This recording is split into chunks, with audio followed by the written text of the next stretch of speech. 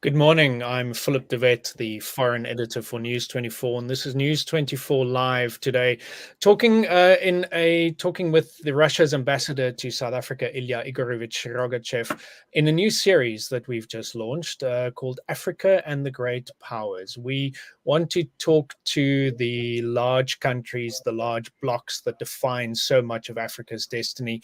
We want to hear from them what their intentions are towards the continent, how they interact with the continent, and in this case, particularly, whether the continent of Africa can trust Russia. And we're starting with Russia because it's perhaps the most enigmatic and poorly understood of these great powers, a power with a great deal invested in Africa politically, perhaps not always economically compared to some of the other major powers, and a country that we don't speak to often enough, we don't think. So today, we've invited the ambassador to come and talk to us for a quite a frank conversation about Russia's recent history, both in the continent and beyond, and what that means for everyone who needs to make these kinds of decisions. Russia has very good relations with a large number of countries, but the geopolitical world is changing around us all of the time, and there's a lot of jostling at the moment. So, Ambassador, thank you so much for taking the time to talk to us Good today. morning. Thank Good you. morning. There are very many things that I want to talk to you about the African continent as a whole, but I really want to start off with South Africa and specifically what happened when President Vladimir Putin was last due to visit South Africa.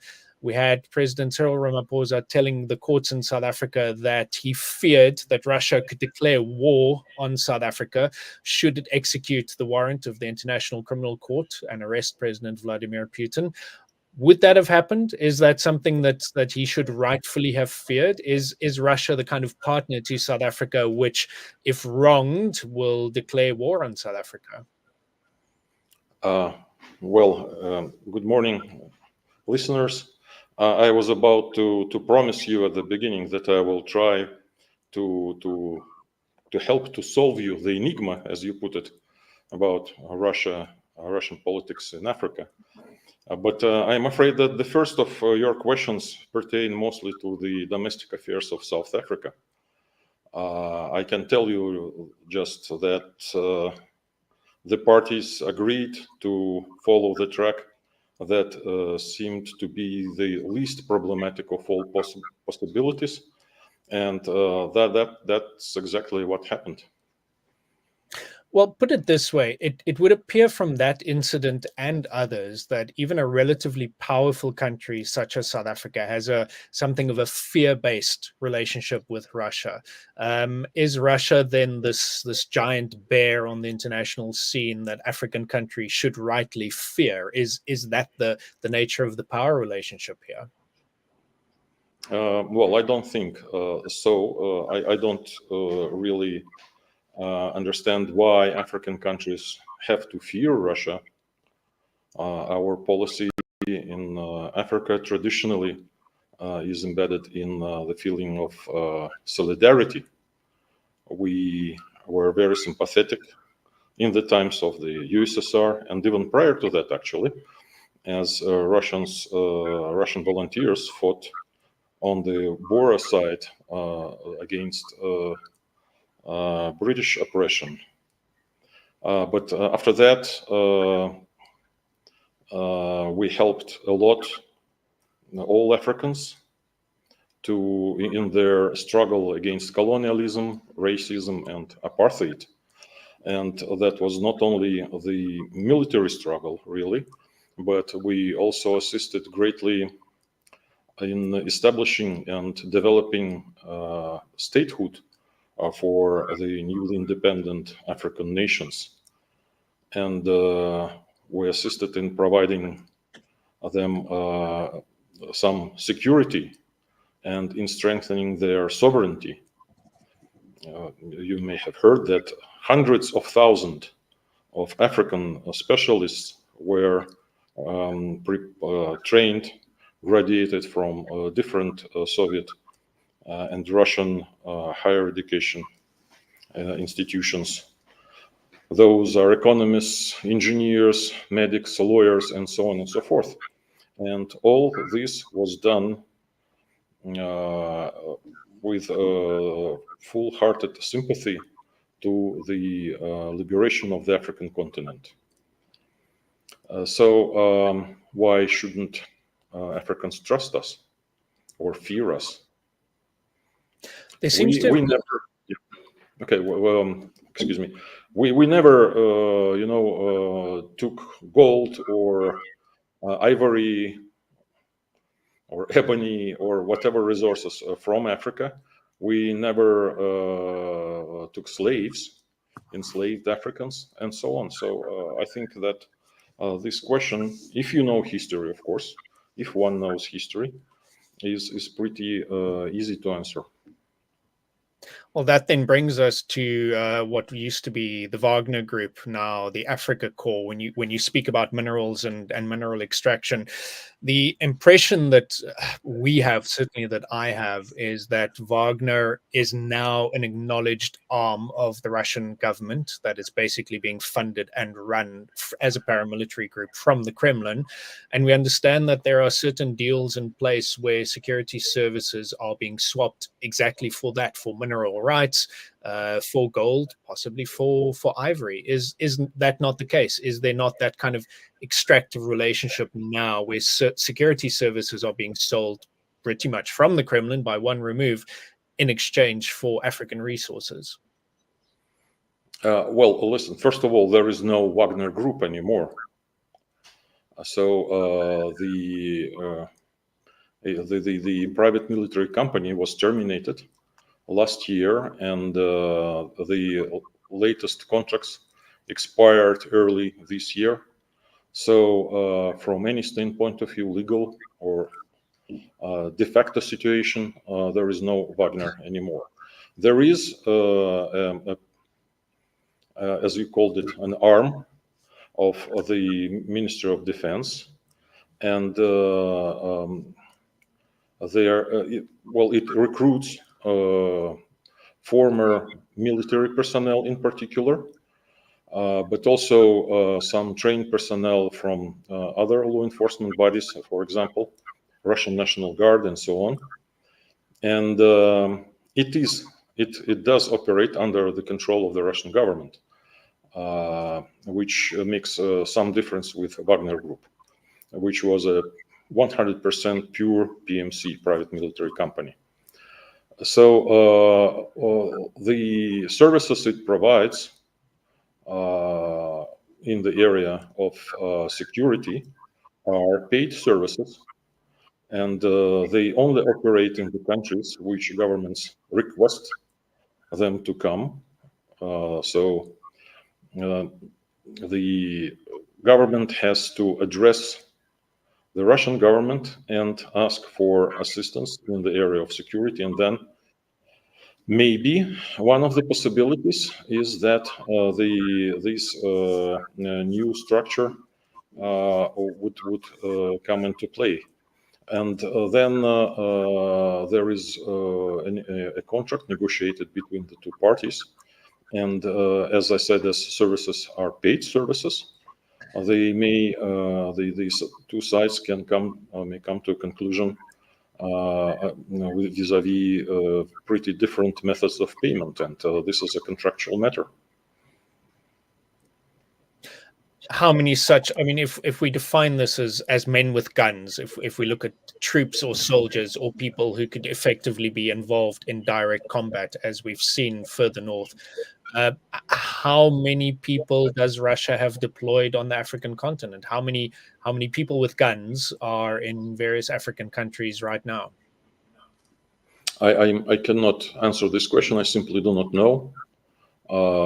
Apparently in hundreds, but otherwise I'm not aware. And would you have any idea of what the overall cost of that service would be? How much African countries are paying for these security services? Sorry, no idea about that. Fair enough.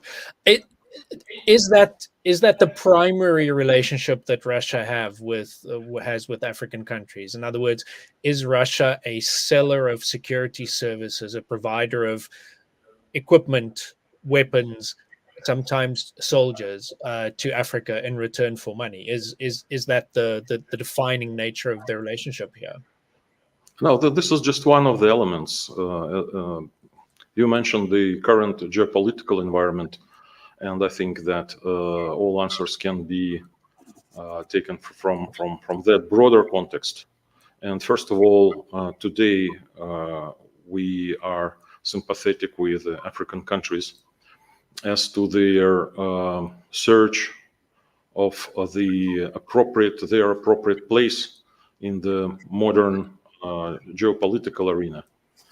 I mean, we are both sides, us and Africans, favor the development of multipolar world.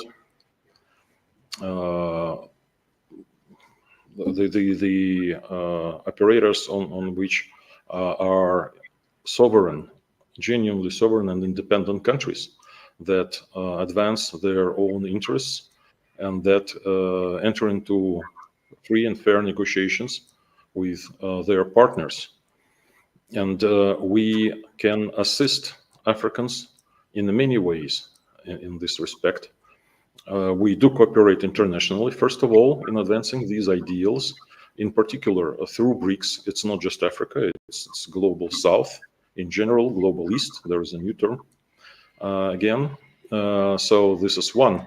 But we provide assistance, and we can be very useful to Africans, not relatively young states in many respects. So sovereignty doesn't mean only military security. It doesn't mean only counterterrorism or anti-piracy or anti-criminal measures that can be undertaken.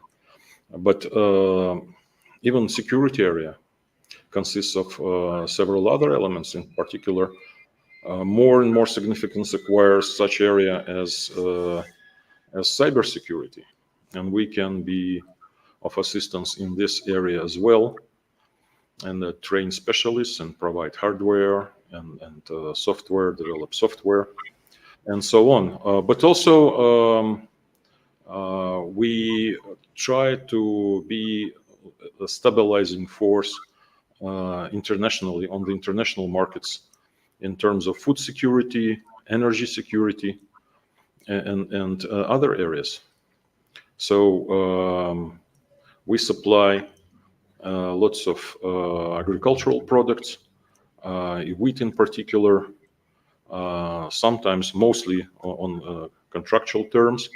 We trade with others, but we also supply some foodstuffs on the for free, like humanitarian assistance in the countries that are in most dire needs of that. And then it is the same for some oil products and also chemicals like fertilizers and so on. So we try to provide this security net for the countries that are most in need of these products, and then develop mutually beneficial ties, trade ties, economic ties with in other areas, in other cases. Would you have had to do that had you not invaded Ukraine? I mean, we look at Zimbabwe, for instance. You provided free grain and free fertilizer after upsetting the global markets by storming into Ukraine, and thus, causing the situation that you are then alleviating. I mean, you're talking about being a stabilizing force for African countries. It certainly seems that globally, Russia is a deep stabilizing force, and perhaps intentionally so. Sometimes it seems like Russia likes to keep the world in a state of some chaos. Not at all. I vigorously deny this, and I will try to prove it to you. First of all, Russia, in the last few years, Russia has been a wheat supplier, grain supplier on the world market #1. Now, that depends upon, of course, many factors, including climate conditions, because climate in Russia is not favorable for agriculture, and we have big fluctuations in yields. For example, several years in a row, we had very high yields, but this year would be somewhat different. So please do not blame it on bad political will of the Russian leadership. But this year we will have to curtail perhaps our shipments, international shipments of agricultural products. First of all, because of unfavorable weather conditions. But the price hikes on grain markets, on international grain market and oil market occurred, first of all, not because Russia manipulated something, trying to sow chaos, as you said, but primarily the reason was that during the COVID pandemic, many governments, first of all in the West, and you've certainly read that, you know that, and perhaps listeners remember that, that U.S. government, European Central Bank, governments, and in Japan, they have printed money in order to support people during the very lengthy lockdowns. And dollars and yens and euros were printed in trillions, not in billions, in trillions. And those money were not backed by any kind of goods or services provided. It was just, paper money. It was not provided by anything. So these trillions trickled down, and people wanted to have something for instead of these paper money, and they went to commodities markets. This is how price hikes happened internationally. And then if you take separately natural gas market in Europe, for example, the price hikes took place in fall 2021, about half a year prior to the special military operation. And then I will switch to Ukraine, and we can discuss this topic as well.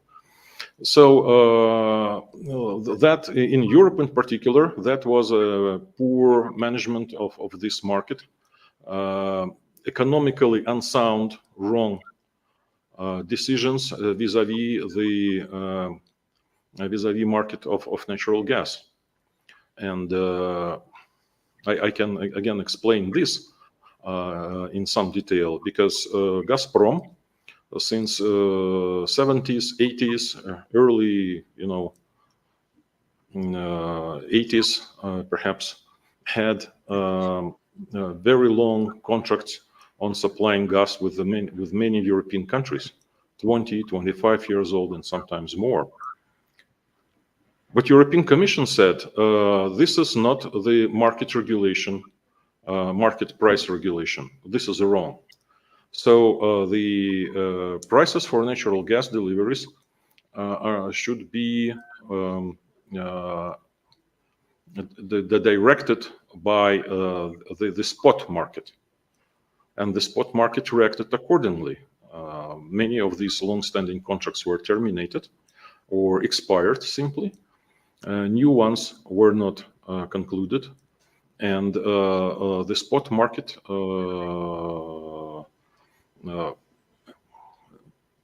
dictated basically what happened. And again, the very high prices for natural gas in Europe, they began many months prior to the special military operation in Ukraine.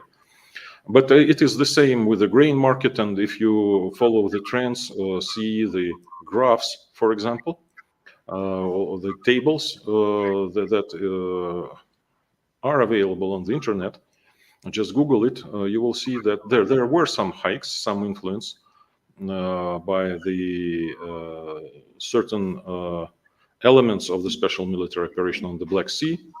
But in general, there is no correlation between market price for wheat and the conflict in Ukraine. The trends, the price trends on the markets are completely detached from these events. So we come to this role of stabilizing, like our stabilizing effort. Yes, we do our best to stabilize the prices, not to create some kind of disturbance on international markets. And then we can discuss Ukraine if you wish to. Let's talk about Ukraine at this point, because of course what you refer to as a special operation is an invasion of a country which triggered a proxy war with NATO. I think if we go onto the streets of Berlin or Moscow at the moment and we talk to people, they'll have the sense that Russia is effectively at war with NATO, despite the fact that it's not a direct confrontation. That was a choice made by Russia that changed the world in many ways. I suspect that you will disagree with that. So let's just start with that. Did Russia look at the world and go, you know what, it's time for us to shake things up a bit? And was that at the root of the invasion of Ukraine? Did you foresee the consequences on African countries in this conversation of that decision? Well, first of all, again, I assume there is, if there are, if African countries feel some effects, it's like a fallout from what's going on international markets. It's not the fallout from the conflict in Ukraine exactly. And that was proven in particular through analyzing the situation with the Black Sea grain deal that was concluded with the mediation of UN between Russia and Ukraine, but with mediation of the United Nations and Turkey. And that grain that was allowed to be taken away through the Black Sea, by commercial navigation in the Black Sea, only 3% went to African countries. That was, a pure propaganda. So Africans were not supposed to receive this grain, and they did not. That grain went mostly to the developed countries, like 75% or so. So there is no fallout, no consequences for African countries from that. On the contrary, some of the cargo ships carrying Russian grain and fertilizers were sanctioned and arrested in the European ports. And those cargoes, those shipments, were mostly destined for the developing countries, for African countries in particular. And these shipments had to remain for many, many months in the European ports. So despite all the statements to the contrary, in fact, some damage has been produced by those actions, those unilateral actions, which are illegal under international law. What else? Well, we seem to be heading back quickly to a Cold War status quo now, and African countries know what that means. It means that they have to choose between the West and Russia. Is that the case?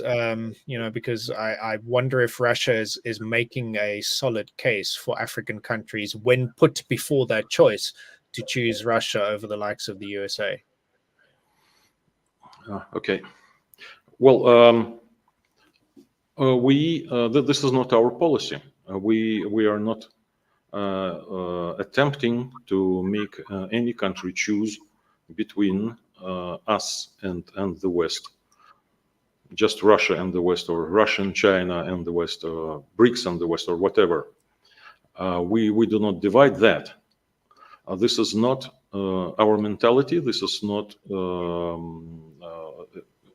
a fundamental consideration for our policies, unlike it is in the West. You remember how this appeared. You remember George Bush, who said,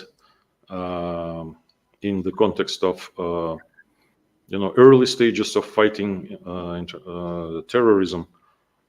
He said that you are either with us or against us. We never put our partners in front of that very stringent dichotomy. We try not to make them choose. Actually, the same choice, very tough choice, was completely artificially, to our mind, put before Ukrainians prior to the 2013 events. Ukrainians were in the free trade, well, it's not exactly free trade agreement, but that was customs-free agreement with the CIS states, and they also wanted such an agreement with the European Union. And this is how the whole thing started, when we said, listen, we have to reconcile the two regimes because they are not 100% compatible. Before you enter into agreement with the European Union, we have to review the same agreement that you already have in force with Russia. And President Yanukovych agreed with that, and he said, let's postpone a little bit. Let's defer with the signing of the agreement with the European Union. And that sparked the European pro-Western forces really to start the Maidan protests that degenerated and culminated in the coup d'etat in February 2014. So we never thought, and we are absolutely convinced now, that this is not the right way to proceed in international relations. We've been telling our European partners, in particular, former partners, that there is no contradiction why Ukraine cannot have profitable trade relationship both with Russia and the European Union. But the answer was no. They have to make a choice. Ukrainians were told it's either you're with Russia or you're with the European Union. For some reason, that was the case. So we are not in favor of such approach. We never operate on that basis. And then, of course, you have mentioned that we are in a kind of a Cold War situation right now. Unfortunately, I have to agree with you. But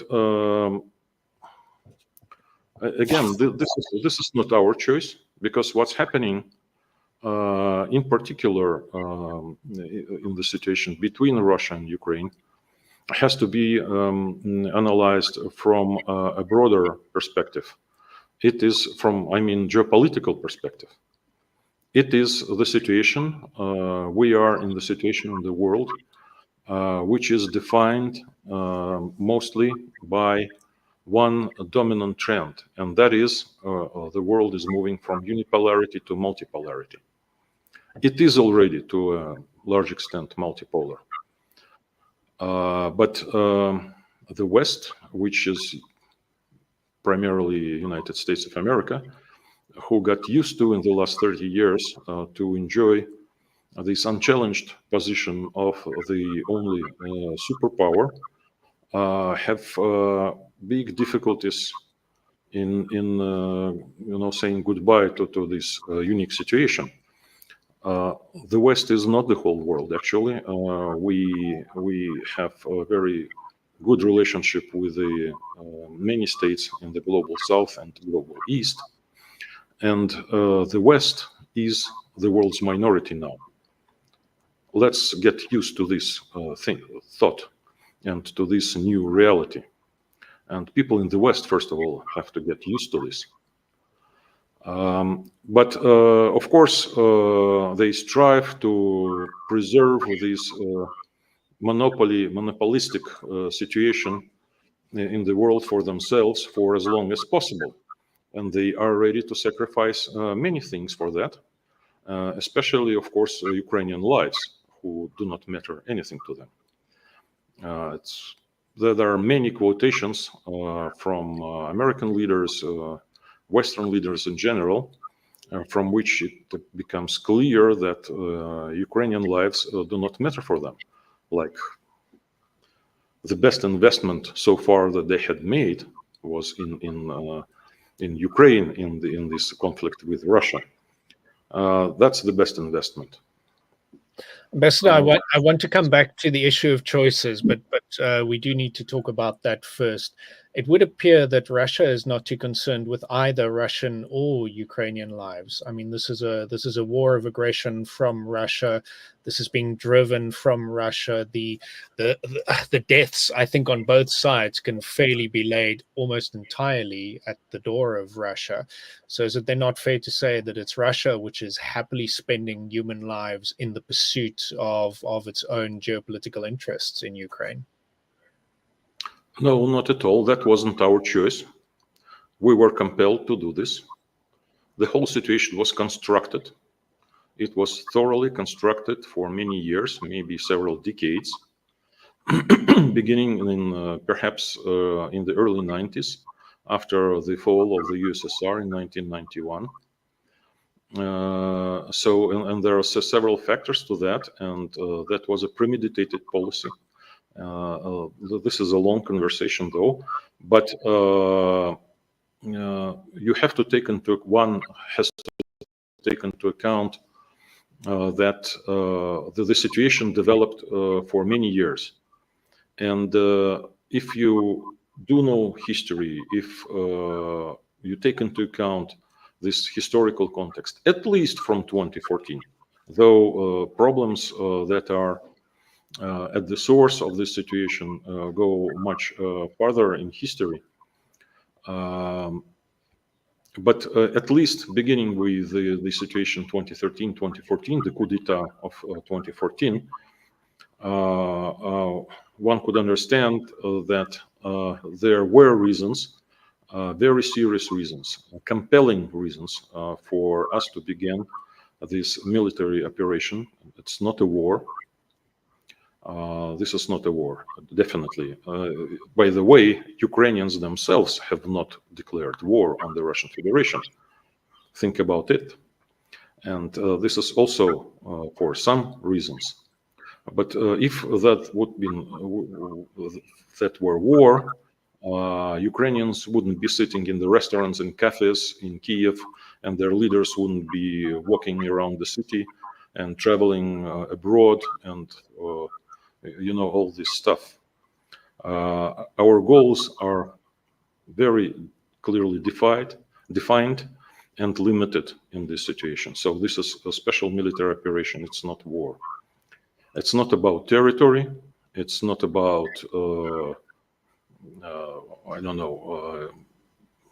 regime change or something else. But you see, we can speak about these reasons, and the oppression of the Russian minority in Ukraine in the last decade is just a triggering event. And 12 to 14,000 Ukrainian citizens, by the way, but ethnic Russians mostly, killed in eastern Ukraine since 2014 is just the triggering event for this special military operation. Ambassador, it's very easy for us to talk only about Ukraine, and I'm tempted to do that because it is interesting. I have to tell you, only a career diplomat can look at what's happening in Ukraine and say it's not a war. I think that's the epitome of diplomatic language right there. The reason we on the African continent, though, are interested in Ukraine is because of the impact that it has at home.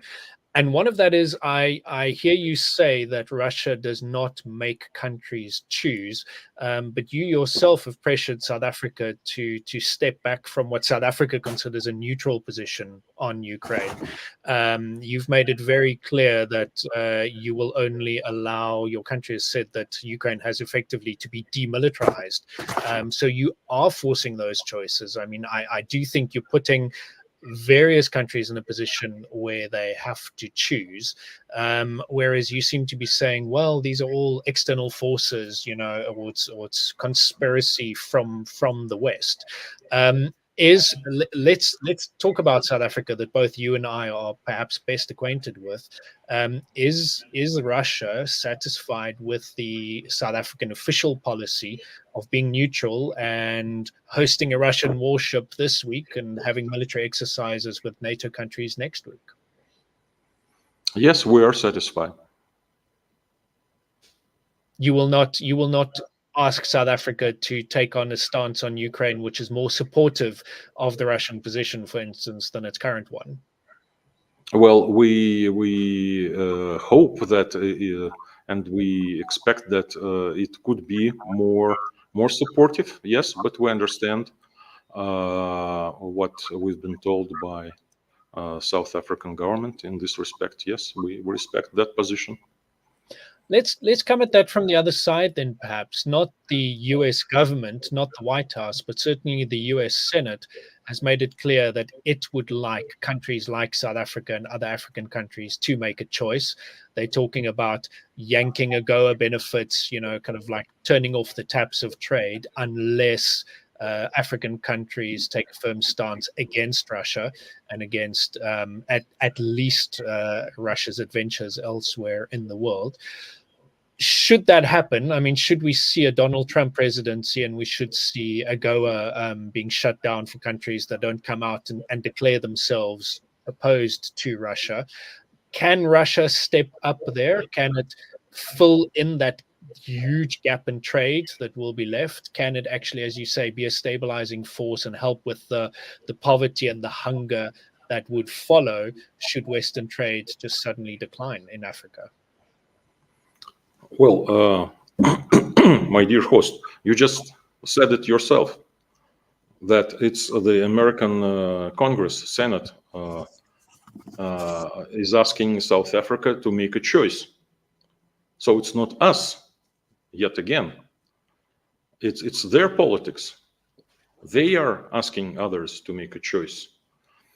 We do not see why can't we do business and live in peace all together. And then again, what do you mean? How did you put it?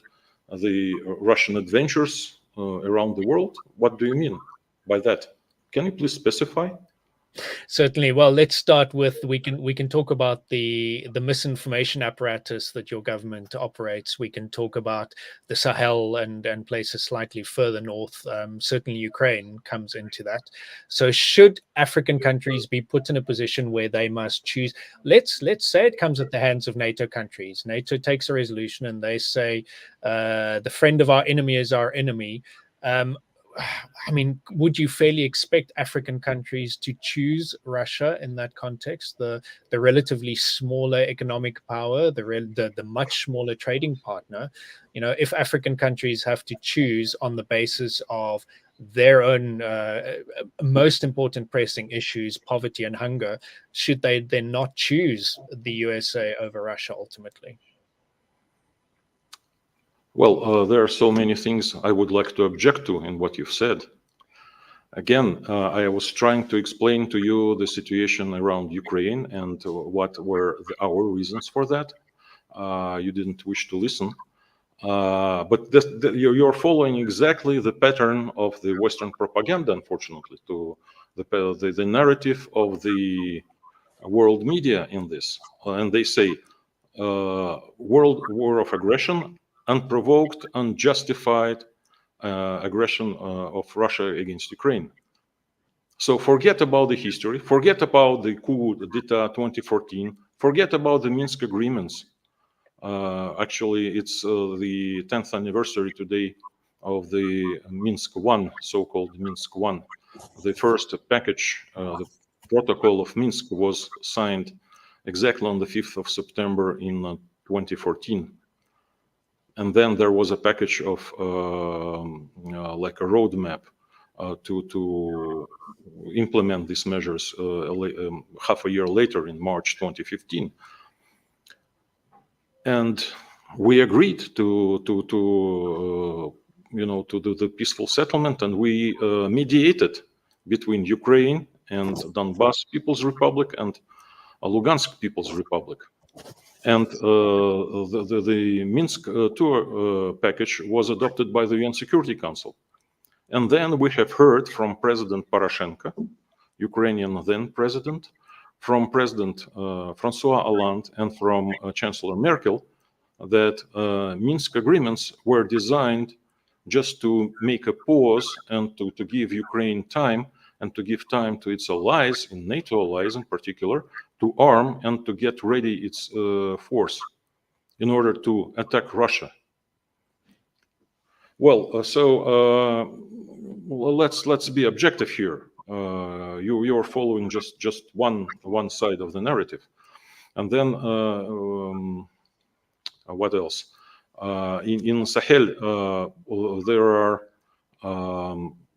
obvious results. The situation, the security situation, is much better than it was when the French were carrying out their Serval operation. And local population, local governments acknowledge that. So please, why aren't you talking about American adventures, Western adventures around the world? The regime change, the colored revolutions, those are real adventures. 800,000 to 1 million Iraqis exterminated by US. Well, let's talk about the Sahel for a moment.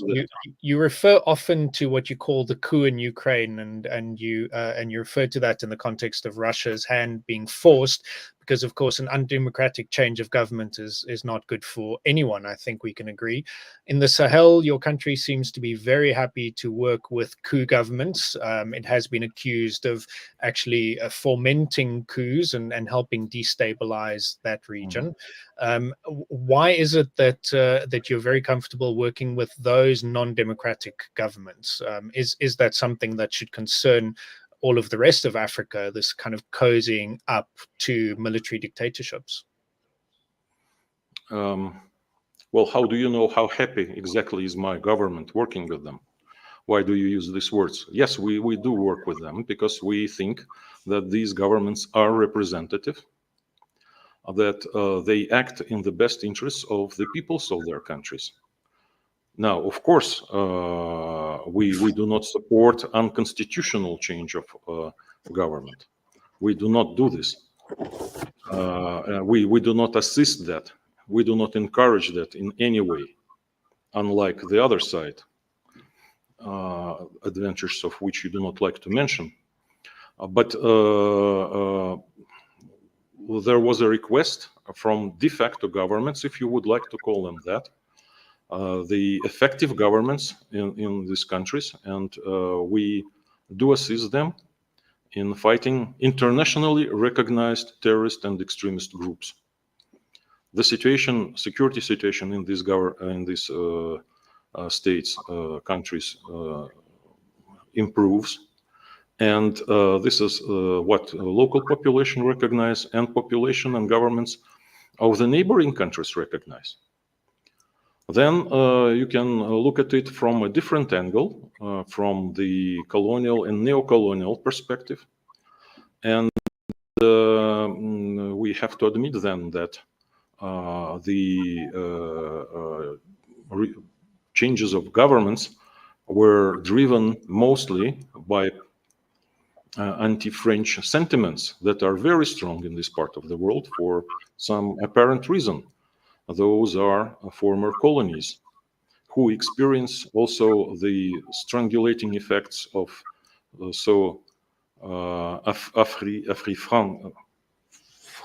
Afrique policies, and that local populations vigorously protest. So one may look at it from this perspective and maybe think about assess these situations as anti-neo-colonial move in certain states, and so on. So it's not necessarily that they are juntas, whatever the pronunciation is, and we assist in the local populations with its primary needs, and the primary need is security in these countries. And the whole situation in Sahel actually happened as a consequence of the adventures of our Western former partners, in particular NATO, that bombed Libya, murdered its legitimate president Gaddafi, destroyed the Libyan state, dissipated its military forces, and so on. And hence, all kinds of extremists with lots of arms spread into this region. And that was the initial push for this very, very bad security situation in Sahel, which we now help to improve. Does that improvement extend to helping those coup governments move back towards democracy? Has Russia gone to these partners and said, we believe that you need to return to democratic government. We would like to see a roadmap towards that. We would like to extend our help in getting there. Is a drive towards democracy in the Sahel part of Russia's strategic intent? We will certainly support elections in these countries when the time is ripe for that and when they decide for this, to have them. More broadly, perhaps on that, many of us, certainly I believe that the great powers have an obligation in terms of human rights and in terms of human suffering, that if you're a great power, as Russia I think objectively is, and as it considers itself, if you're a player at that level on the international stage, then alleviating human suffering is part of it. But in the longer run, unless you help establish human rights, you will not eradicate human suffering. Is that part of Russia's strategic objectives on the African continent? Do you wish to support a culture of human rights on the continent? We do not impose any political conditions to our assistance, in particular to African countries. We accept the governments in different countries as they are chosen by the population, and we do not condition any kind of interaction by in particular human rights considerations. Every society is different, and there are historical traditions and historical differences in different parts of the world, and we have to respect that. We have to respect that every nation, every state, more or less, has its own traditions that may go back in history for thousands of years. And for every particularity, every feature, social, political, economic, there is a reason that may be covered by centuries. So we do respect the culture, the traditions of other people, and this is the strength, actually, of the emerging multipolar world, and some organizations like BRICS that sort of preempt this new multipolar world. I think one of the reasons Russia is such an enigma to us is because we don't understand your approach to soft power. I mean, we understand that the United States uses its cultural dominance and it reaches out in terms of health and well-being of populations. Even China teaches Mandarin on the continent, and it has its institutes kind of expanding cultural interaction. The closest thing on the Russian side seems to be nuclear cooperation. Is there a soft power approach from Russia? Does Russia wish to extend kind of cultural ties to African nations, or is it more, I guess you could use the word mercenary, but more transactional? Is it more about the trade for you than it is about soft power? Oh, it is. You're right in the sense that there must be an interest in exercising some soft power, globally. Every country is interested in, first of all, its neighbors, but also other countries in the world in general, to better know and to better understand it. And yes, we do what we can in the current conditions to have other countries interested in Russian culture, in studying, learning Russian language, people learning Russian language, and so on. But we will not impose anything on anybody in that sense, just as we do not impose it in general. So we can encourage this or that action, like in particular today, the days of spiritual Russian culture kick off in South Africa, and there will be a concert by one of the best chamber orchestra in the world, with the leadership of Yuri Bashmet, in Johannesburg, and then they will move to Durban to have another one day after tomorrow. There is a Russian spiritual choir which will perform soon here as well, and so on. So we invite others to better know our culture, our traditions, our history, first of all. I want to talk to you about de-dollarization briefly. Russia is very keen to de-dollarize trade, to set up alternative trade and financing mechanisms.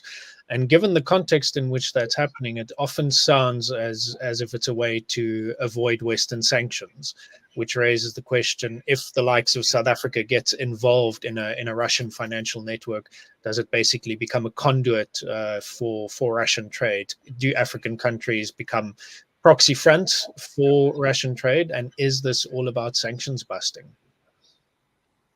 Well, we do try to de-dollarize our economy, first of all, nationally. And that was the effort that spans already for quite some time. But we also want to de-dollarize our relationship, economic relationship with other countries, trade, first of all, apparently. In order to make this relationship more immune, better immune towards the possible sanctioning. Now, again, you see the dollar and trade relationship, economic relationship, has been weaponized by the West. Of course, we are accused of doing that, but we're trying just to get rid of this possibility for the West to influence our trade and economic relationship with other countries. Russian trade here is already more than 90% de-dollarized. And with countries like China, there's very little, small percentage left to de-dollarize. And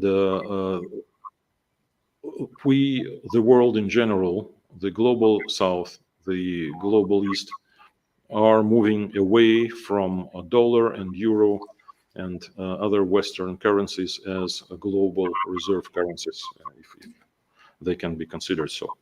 So, yes, we would like to have to be more secure in our economic relationship. If you trade in dollars, not only you're paying from every transaction to US, but you're also vulnerable to so-called secondary sanctions, in particular against Russia or against Iran or against North Korea, and so on. I think that such an extensive use of economic sanctions as coercive measures internationally paid a very bad service to the United States and to the Western world in general. As now more and more states, more and more leaders, people try to avoid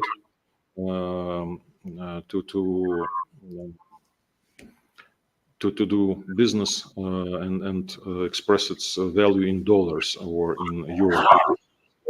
So again, it's an objective. Former Western partners have started that themselves. For our trade with other countries, actually, we can offer some our achievements. We can share them in some areas, in particular with African countries. And again, it's agriculture, energy, mining, and so on, and in particular in nuclear energy as well. Russia's approach to nuclear energy has, of course, been interesting in South Africa, particularly. Russia seems to be offering kind of a unique global service of end-to-end management, from constructing the reactors right through to providing fuel and then taking the spent fuel away again.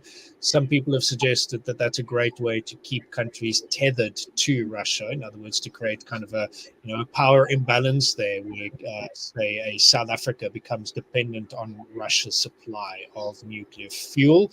Is that a fair characterization of Rosatom's approach on the continent?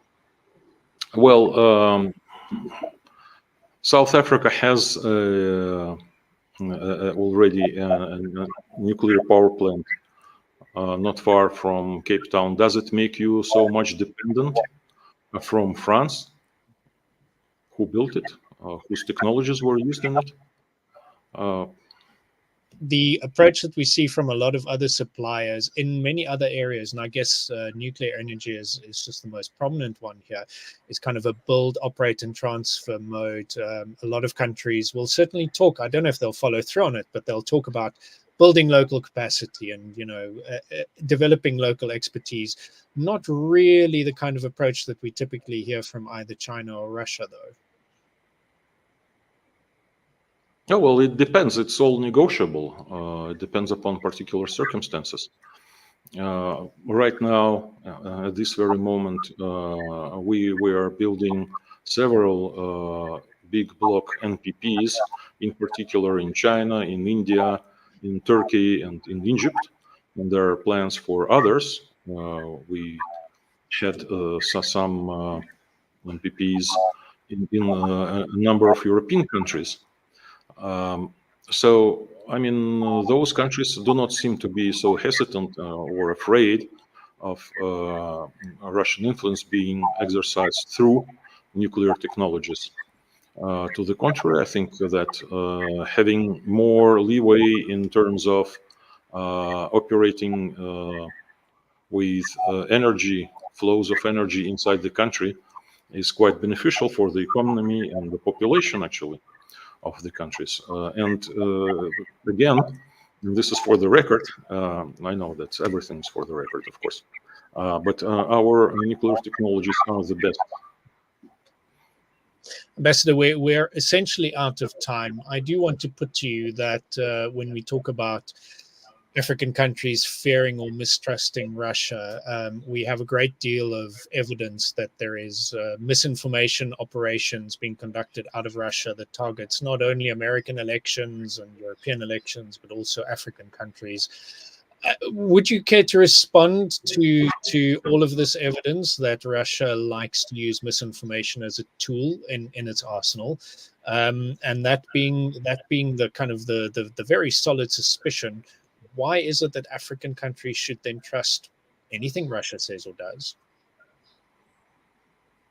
Well, I don't know how much time I have, but first of all, I do not see any solid evidence about that. That there is no such things emanating from Russia, and every country every people should decide for themselves whether they trust Russia or not.